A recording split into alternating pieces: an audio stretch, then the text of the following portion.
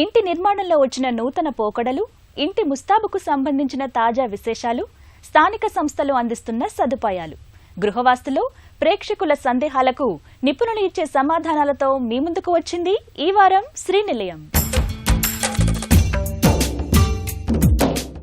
వాతావరణం మార్పులతో గాలి, నీటి ప్రభావం మనిషిపై తీవ్రంగా కనిపిస్తుంది. ఇంట్లో, ఇంటి చుట్టూ, పరిసర ప్రాంతాల్లో అపరిశుభ్రంగా ఉండటంతో దోమలు వ్యాప్తి చెందడానికి అనువైన వాతావరణం ఏర్పడుతుంది. ముఖ్యంగా నీటి నిల్వ ఉన్న ప్రాంతాల్లో దోమలు నివాసం ఏర్పరచుకుని దోమలు తమ ప్రతాపాన్ని చూపిస్తాయి. దోమ చూడటానికి చిన్న ప్రాణిలాగే కనిపించినా ఆదమరిస్తే దీనివల్ల దోమకాటు బారిన పడాల్సిందే. మరి ఈ నేపథ్యంలో గృహ యజమానులు ఈ దోమకాటు బారిన పడకుండా ఉండాలంటే ఎలాంటి జాగ్రత్తలు తీసుకోవాలి అనే అంశంతో మీ ముందుకు వచ్చింది ఈ వారం శ్రీనిలయంలో ప్రత్యేక కథనం మీకోసం.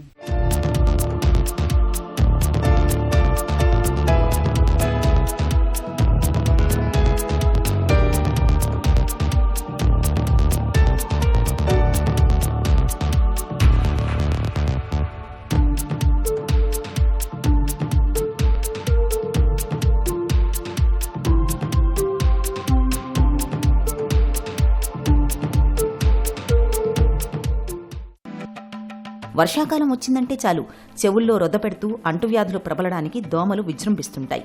ఎక్కడ చూసినా దోమల బెడద తీవ్రంగా ఉంటుంది. దోమల నివారణకు ఎన్ని ముందస్తు జాగ్రత్తలు తీసుకున్నా సరే ఎక్కడో ఓ చోట నివసిస్తూ ఇబ్బంది పెడుతూనే ఉంటాయి.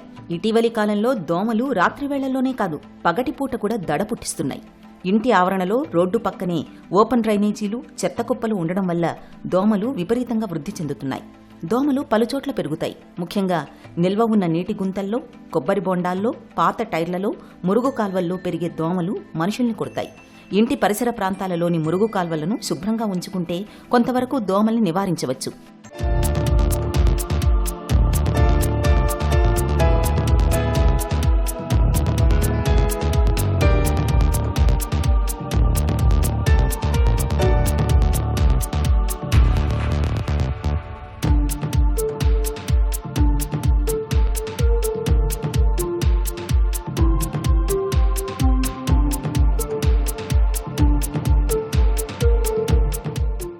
ఈ వర్షాకాలంలో మరియు చలికాలంలో వాతావరణంలో టెంపరేచర్ తక్కువ ఉన్నా అందులో హ్యూమిడిటీ లెవెల్స్ ఎక్కువ ఉంటాయి. సో ఈ హ్యూమిడిటీ వలన వెట్నెస్ ఎక్కువ ఉంటుంది. అంటే వాటర్ అనేది అక్కడక్కడ స్టాగ్నెట్ అయినా డ్రై కాకపోవడం కానీ, పరిసరాలలో వెట్నెస్ ఉండడం కానీ, దీనివల్ల కొన్ని బెనిఫిట్స్ ఉన్నాయి, కానీ డిసడ్వాంటేజెస్ కూడా ఉన్నాయి. ఇందులో మెయిన్లీ దోమలు, అంటే ఈ దోమలు, ఈగలు, ఇటువంటి ఇన్సెక్ట్స్ వలన మనకు డిసీజెస్ స్ప్రెడ్ అవుతాయి. అయితే ఈ మధ్య కాలంలో మనము ఈ విష జ్వరాల గురించి ఎక్కువగా చూస్తున్నాం. ఇంటి లోపల గదులలో, ఈ ప్రత్యేకంగా కిచెన్లో, వాటర్ సింక్లో, టాయిలెట్స్లో, బాల్కనీస్లో, వాష్ ఏరియాస్లో ఈ యొక్క తడి వలన డెఫినెట్గా ఈ యొక్క వెట్నెస్ దోమలు ఉత్పత్తి చేయడానికి సహకరిస్తుంది. అయితే ఇటువంటి వెంటనే డ్రై చేసుకోవడం, ఆ ఒక మాపింగ్ చేయడం, హౌస్ కీపింగ్ నీట్గా పెట్టుకోవడం, లైట్ కలర్ కర్టన్స్ చేంజ్ చేసుకోవడం, ఇటువంటి తరహా చిన్న చిన్న సూచనలు పాటిస్తే డెఫినెట్గా ఈ దోమల బాధ తప్పుతుంది. ఇంట్లో కానివ్వండి, అందులో ఇండిపెండెంట్ హౌసెస్లో ఇంటి చుట్టూ ఉన్న అంటే పరిసరం ఏది ఉందో అందులో వాటర్ స్టాగ్నెట్ కాకుండా చూసుకోవడం. వర్షాకాలంలో టెరెస్ మీద పడ్డ వాటర్ డైరెక్ట్గా పైప్ లైన్ ద్వారా సంప్లో కానివ్వండి, సోక్ పిట్లో కానివ్వండి, డ్రైనేజ్ అంటే గ్రౌండ్లో పర్కులేట్ చేయడం, స్టాగ్నేట్ కాకుండా చూడడం, అది చాలా ఇంపార్టెంట్. నార్మల్గా ఈ యొక్క డ్రైనేజ్ చోక్ అయినా, శానిటేషన్ ప్రాబ్లం అయినా కూడా అందులో ఉన్న వాటర్ స్టాగ్నేట్ అవుతే ఖచ్చితంగా ఒక 4 to 5 days స్టాగ్నేట్ అయిన వాటర్లో దోమలు ఖచ్చితంగా ఉత్పత్తి అవుతాయి. అది ఒక సమస్య. దోమలు ఏ ఏ ప్రాంతాల్లో నివాసం ఏర్పరచుకుంటాయి, అందుకు గల కారణాలేంటో ఇప్పుడు నిపుణుల మాటల్లో తెలుసుకుందాం. వర్షాకాలం వచ్చిందంటే చాలు చెవుల్లో రొదపెడుతూ అంటువ్యాధులు ప్రబలడానికి దోమలు విజృంభిస్తుంటాయి. ఎక్కడ చూసినా దోమల బెడద తీవ్రంగా ఉంటుంది. దోమల నివారణకు ఎన్ని ముందస్తు జాగ్రత్తలు తీసుకున్నా సరే ఎక్కడో ఓ చోట నివసిస్తూ ఇబ్బంది పెడుతూనే ఉంటాయి. ఇంటి ఆవరణలో రోడ్డు పక్కనే ఓపెన్ డ్రైనేజీలు, చెత్త కుప్పలు ఉండడం వల్ల దోమలు విపరీతంగా వృద్ధి చెందుతున్నాయి. దోమలు పలుచోట్ల పెరుగుతాయి. ముఖ్యంగా నిల్వ ఉన్న నీటి గుంతల్లో, కొబ్బరి బొండాల్లో, పాత టైర్లలో, మురుగు కాల్వల్లో పెరిగే దోమలు మనుషుల్ని కొడతాయి. ఇంటి పరిసర ప్రాంతాలలోని మురుగు కాల్వలను శుభ్రంగా ఉంచుకుంటే కొంతవరకు దోమల్ని నివారించవచ్చు. సర్వసాధారణంగా మనకున్న అవుట్డోర్ గార్డెన్లు కానివ్వండి, ల్యాండ్స్కేప్లో ఈ వాటర్ ఫాల్స్ దగ్గర ఇటువంటి దగ్గర వాటర్ కావాల్సిన బాడీ కానివ్వండి, ఇటువంటి తరహా వాటర్లో క్లీన్ చేస్తే బెటర్. రైనీ సీజన్లో ఈ బర్డ్స్ కావాల్సిన పాట్స్ డ్రైగా ఉంటేనే బెటర్. ఈ రెయిన్ వాటర్ హార్వెస్టింగ్లో కావలసిన క్యాచ్మెంట్ కంటైనర్స్ ఎప్పుడైతే మనము పెడతామో అందులో వర్షాకాలంలో వచ్చే వాటర్ కంటిన్యూస్ వాటర్ కాకుండా రిఫ్రెష్ చేస్తే ఆ ఒక వాటర్ క్వాలిటీ బాగుంటుంది. ఆ స్టాగ్నేటెడ్ వాటర్లో దోమలు ఎక్కువ ఉత్పత్తి అవుతాయి కాబట్టి ఫ్రెష్ వాటర్ మెయింటైన్ చేస్తే బెటర్. దోమలు సర్వసాధారణంగా గ్రౌండ్కి దగ్గర అంటే ఫ్లోరింగ్కి దగ్గర ఎక్కువగా మూవ్ అవుతాయి కాబట్టి ఎప్పుడైతే మనకు ఈ డోర్కి కింద గ్యాప్ ఉంటుందో ఈ గ్యాప్ల నుంచి లోపలికి వచ్చే ఛాన్సెస్ ఎక్కువ ఉంటాయి. సో దీనికి డోర్ స్ట్రిప్స్ మనం ఫిక్స్ చేస్తే దోమలు లోపల రావడానికి అవకాశం ఉండదు.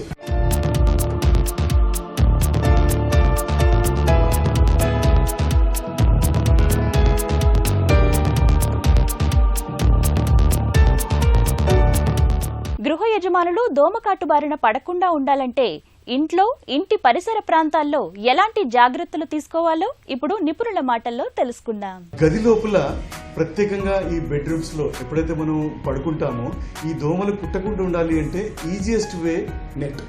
ఈ దోమ నెట్ నైట్ టైంలో ఫిక్స్ చేసి మార్నింగ్ తీసేటట్టుంటే బెటర్. సో ఇది ట్రెడిషనల్గా వచ్చే దోమతెరే. అయితే ఇందులో రకరకాల దోమతెరలు ఇప్పుడు వచ్చాయి. అందులో ఫోల్డేబుల్ దోమతెర. ఇందులో ఎలాగైతే మనం కార్కి ఒక గ్లాస్కి విండోకి స్క్రీన్ ఉంటుందో అటువంటి తరహానే ఈ యొక్క ఫోల్డేబుల్ దోమతెర యూజ్ చేస్తే బెటర్. ఇది ఒక ప్యాకింగ్లో వస్తుంది. కొన్ని కెమికల్స్ అంటే అందులో సింట్రోనెలా అనే ఒక పదార్థం దొరుకుతుంది.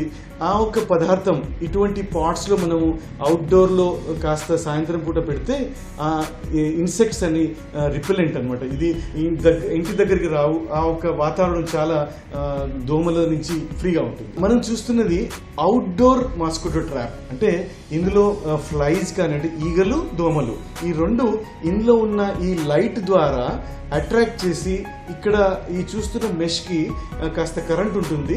సో ఎప్పుడైతే మనం దోమల కిల్ చేసే బ్యాట్ లాగానే ఇది కూడా పనిచేస్తుంది. ఇది మాత్రం అవుట్డోర్లో అంటే బాల్కనీస్లో, అవుట్డోర్ ఏరియాస్లో పెడితే బెటర్.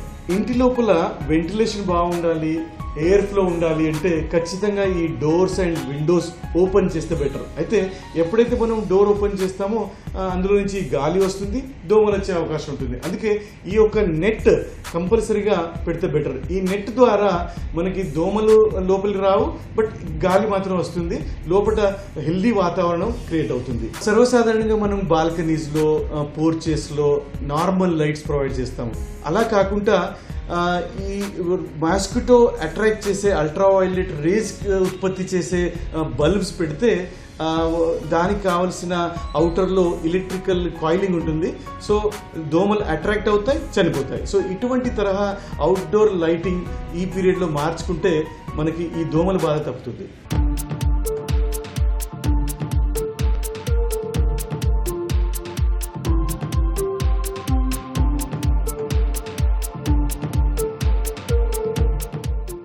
ఇది చూసేది మాస్కిటో కిల్లర్. ఇందులో యూఎస్బి బేస్డ్ అంటే మనం ఏదైతే ఛార్జర్ ఉందో ఆ ఛార్జర్ ద్వారా కానివ్వండి, కంప్యూటర్ ద్వారా కానివ్వండి మనం ఇది ఫిక్స్ చేసుకోవచ్చు. దీనిలో ఈ గమనిస్తే మీరు ఇక్కడ అల్ట్రావైలెట్ రేస్ ఉత్పత్తి చేసే ఎల్ఈడి లైట్స్ ఉన్నాయి. సో దీని ద్వారా అల్ట్రావైలెట్ రేస్ ఎప్పుడైతే మన గది చీకటిగా ఉంటుందో ఆటోమేటిక్గా ఈ యొక్క సెన్సర్ ద్వారా ఈ లైట్స్ ఆన్ అవుతాయి. సో లైట్స్ ఆన్ అయిన వెంటనే లైట్కి ఆ దోమలు అట్రాక్ట్ అవుతాయి.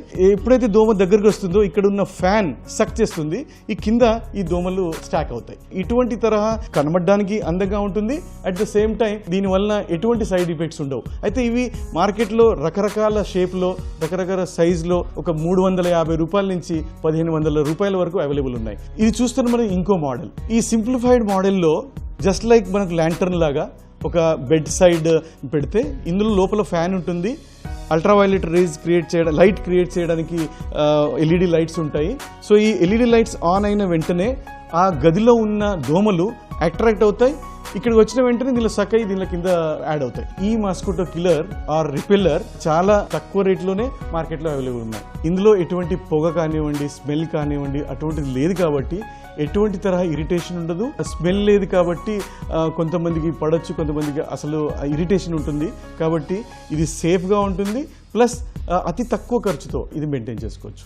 ఇళ్ల స్థలాలు, అపార్ట్మెంటు కొనే ముందు ముఖ్యంగా వాస్తును పరిశీలిస్తూ ఉంటారు. ఈ రోజు గృహవాస్తులు ప్రేక్షకులు అడిగిన సందేహాలకు నిపుణులు ఇచ్చే సమాధానాలు తెలుసుకుందాం.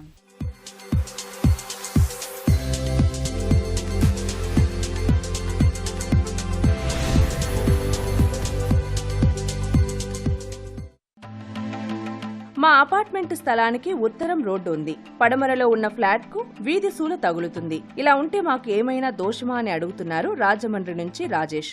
అపార్ట్మెంట్స్ లో ఫ్లాట్ సెలెక్ట్ చేసుకునేటప్పుడు మొట్టమొదట పరిశీలించవలసిన అంశము ఆ స్థలమునకు ఎటువైపు నుంచైనా వీధి సూల వస్తున్నదా లేదా. వీధుసోల తగిలితే అది వీలైనంత వరకు మనం పరిగణలో తీసుకోవడం మంచిది. ఒకవేళ వీధుసోల తగిలినా మనం తీసుకునే ఫ్లాట్కి తగలలేదనే అంశం కూడా పరిశీలించుకోవచ్చును. మీరు చెప్పిన విధంగా ఉత్తర వాయువు వీధుసోల తగులుతున్నది, మధ్యలో రోడ్డు ఉన్నా కూడా దాని ప్రభావం ఆ అపార్ట్మెంట్ పైన ఉంటుంది.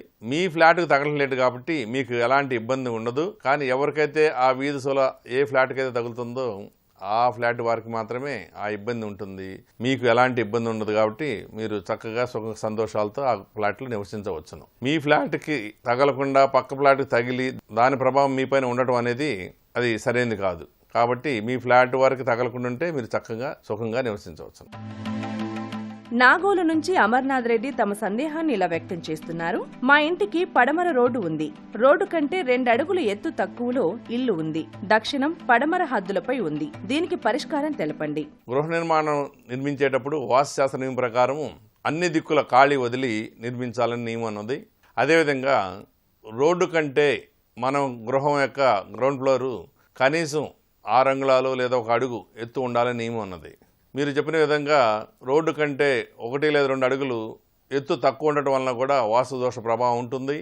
మీరు దక్షిణము పడమర హద్దులపైన నిర్మాణం చేయడం వల్ల కూడా కొంత దోష ఉన్నది. ఈ దోషాలకు పరిహారం కొరకు ఏ దిక్కులైతే ఇబ్బంది ఉన్నదో ఆ దిక్కుల్లో యంత్రాలను ప్రతిష్ఠించుకోవాలి. మత్స్యంత్రం గృహంలో ప్రతిష్ఠించుకోవాలి. మరియు ఆ దిక్కుల యొక్క దేవతా ప్రత్యేక దేవతలను పూజించుకోవడం వల్ల కొంత దోష పరిహారం అవుతుంది. వీలైతే ఆ గ్రౌండ్ ఫ్లోర్ను మీరు సెల్లార్గా మార్చుకుని ఫస్ట్ ఫ్లోర్ నుంచి గృహంగా వాడుకున్నట ఉత్తమము. లేదా గ్రౌండ్ ఫ్లోర్ ఎత్తు కనుక 10, 10.5, 11 అడుగుల వరకు ఉంటే ఏమన్నా అవకాశం ఉంటే 1 అడుగు, 1.5 అడుగుల వరకు ఫ్లోరింగ్ లేపి మనకు హైట్కి ఇబ్బంది లేకుండా చేసుకోవచ్చు ఒక్కసారి పరిశీలించండి. లేదా దాన్ని సెల్లార్గా పార్కింగ్ ఏరియాగా వాడుకుని మొదటి అంతస్తు నుండి మీరు గృహముగా వాడుకున్నట ఉత్తమం. విజయవాడ నుంచి శ్రీనివాసరావు తమ సందేహాన్ని ఇలా వ్యక్తం చేస్తున్నారు. మా గృహంలో మెట్లు, లిఫ్టు వాయువ్య భాగంలో వచ్చింది. మాకు ఆ దిక్కు తగ్గింది. ఇలా ఉండవచ్చునా తెలపండి.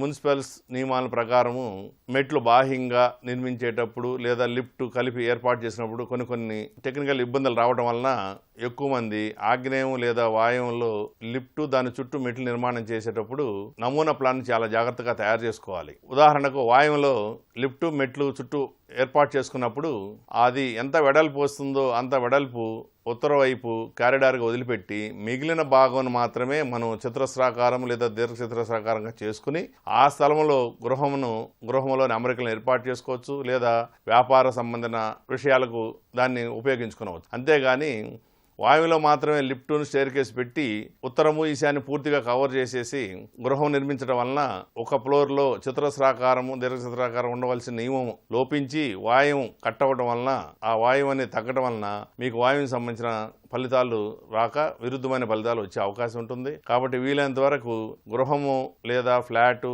లేదా కమర్షియల్ ప్లేస్ అంటే వ్యాపార సంబంధించిన ప్రదేశము ఏదైనా కూడా చతురస్రాకారము మరియు లేదా దీర్ఘ చతురాకారంలో ఉండేటట్టు ఉండటం మాత్రం ఉత్తమమైన నియమం. ఇల్లు స్వర్గసీమ, ఇంటి పేరు ప్రేమ అని ఓ సినీ కవి తన పాటలో ఇంటి ప్రాముఖ్యతను వివరించాడు. ప్రస్తుతం ఇల్లును స్వర్గసీమగా మార్చుకునేందుకు ఆసక్తి చూపిస్తున్నారు. ఇంటిని నిర్మించుకుంటున్న ప్రతి ఒక్కరూ ఇంటి వెలివేషన్ కు ఎంత అందంగా కనిపించేందుకు ఇష్టపడుతున్నారో ఇంటి లోపల కూడా అంతే అందంగా ఉండాలనుకుంటున్నారు. ఇంట్లోని వస్తువులు బయటికి కనపడకుండా ఉండేందుకు ఫర్నిచర్ ఏర్పాటు విషయంలో ప్రత్యేక శ్రద్ధ తీసుకుంటున్నారు. మరి ఈ నేపథ్యంలో పడక గది రూపకల్పనపై ప్రత్యేక కథనం మీకోసం గృహశోభలో.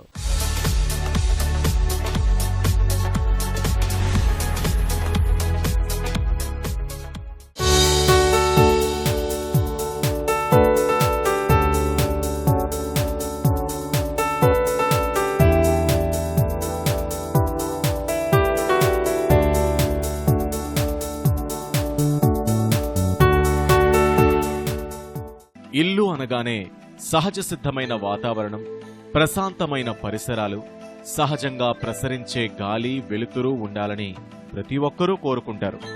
ఇలా ఇంట్లోకి అడుగు పెట్టగానే చీకటిని తరిమేసి వెలుగులు విరజిమ్మే ఆటోమేటిక్ విద్యుత్ తరంగాలు, నీరు పొదుపుగా వినియోగించేలా పంపులు, షవర్లు, ఆహ్లాదపరిచే ఇంటీరియర్స్, చూడగానే ఆకట్టుకునే ఫ్లోరింగ్, దీనికి తోడు భద్రతా వ్యవస్థ, ఇలా ప్రతిదీ అభిరుచికి తగ్గట్టుగా ఉండాలని భావించే వారి సంఖ్య పెరుగుతోంది.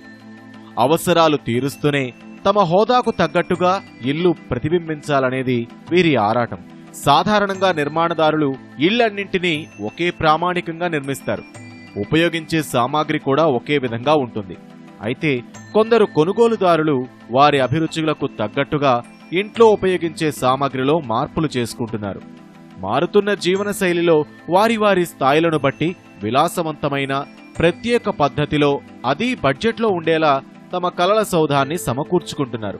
గతంలో ఇల్లు అంటే 2-3 గదులు, అందులోనే పడక గది, వంటగది, హాలు, వీటిలో సాదాసీదాగా గృహోపకరణాలు ఉండేవి. కానీ ఆధునిక జీవనంలో ఇంటి అలంకరణకు ప్రాధాన్యత పెరుగుతోంది. ప్రస్తుతం ఇంట్లోని ప్రతి వ్యక్తికి ఓ గది ఉండే పరిస్థితి ఏర్పడుతోంది. వారి వారి అభిరుచికి తగ్గట్టుగా ప్రతి గదిలోనూ ఓ ప్రత్యేకత ఉండేలా తమ ఇంటికి నగిషీలు దిద్దుతున్నారు.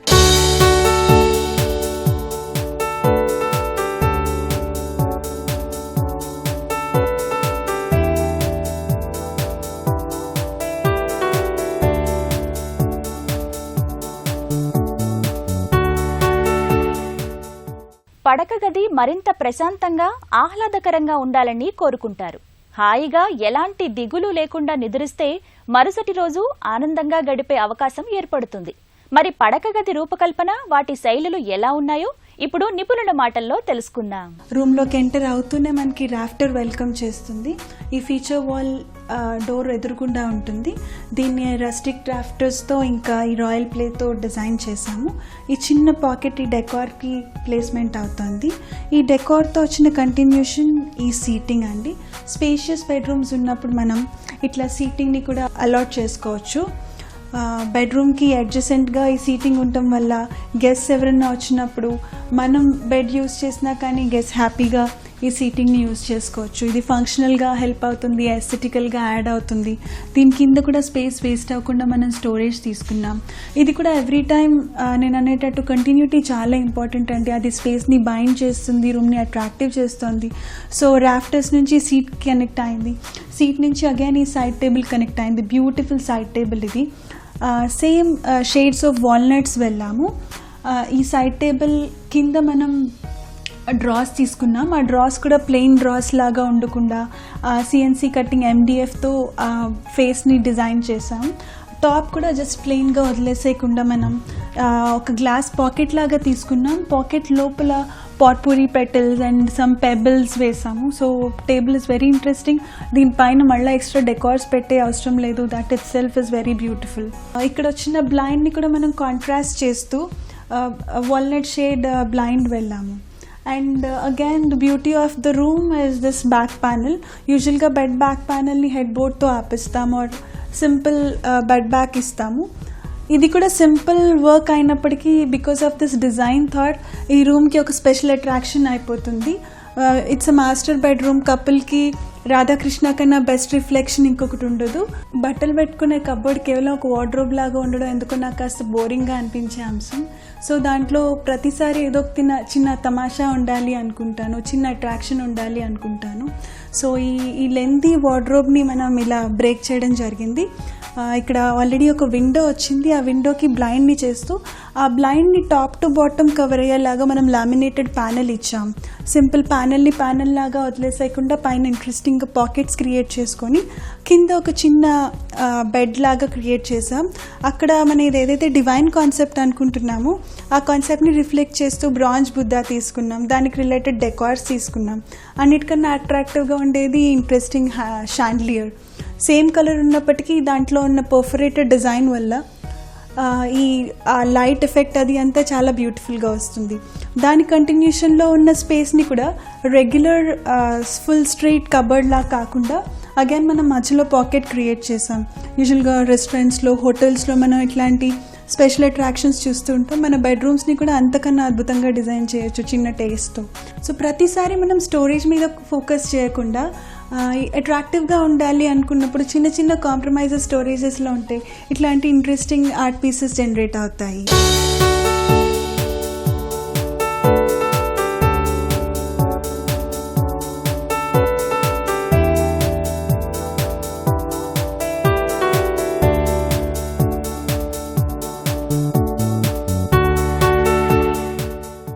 బంధన్ టైల్ సమర్పించు నేటి Srinilayam powered by Maram infra projects private limited. ఈ కార్యక్రమానికి సంబంధించిన అభిప్రాయాలు, సందేహాలు మాకు తెలియచేయండి. మా చిరునామా Srinilayam, ETV, Ramoji film city, Hyderabad 501512. మా ఇమెయిల్ అడ్రస్ srinilayam@etv.co.in. వచ్చే వారం శ్రీనిలయంలో మరికొన్ని తాజా అంశాలతో మళ్ళీ కలుద్దాం. అంతవరకు సెలవు, నమస్తే.